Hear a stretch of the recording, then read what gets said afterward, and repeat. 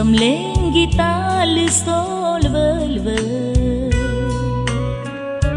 ហ្គីតាអើយអ្នកនៅទីណាឮសូរសំឡេងមិនឃើញជីវ៉ាហ្គីតាពីរួមលេទេបើបាននួលអងមកក្នុងត្រកម្ចាស់ស្នេហ៍ស្នងសូមបងកុំព្រួយផ្ដោតចិត្តតែមួយមកលើត្រានត្រាហ្គីតាសូមអ្នកប្រណីពេលលឺអូនច្រៀងតាមហ្គីតាអមចឹងចិន្តាមាននឹកអូនទេបើបងលឺហើយបងអាចឆ្លើយតបវិញទេមានមេឆ្លើយមកកុំខា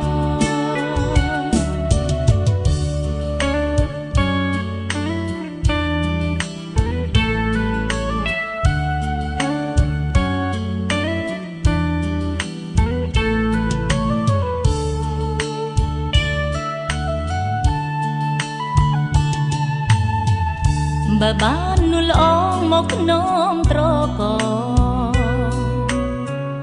ម្ចាស់ស្នេហ៍ស្នងសូមបងកុំព្រួយ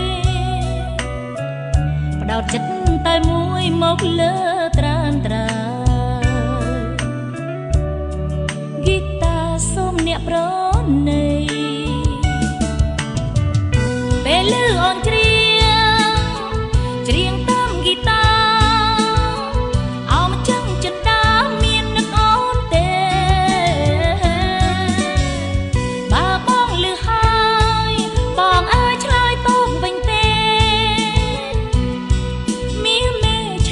កុំខាមានមេឆ្លើយមកកុំខា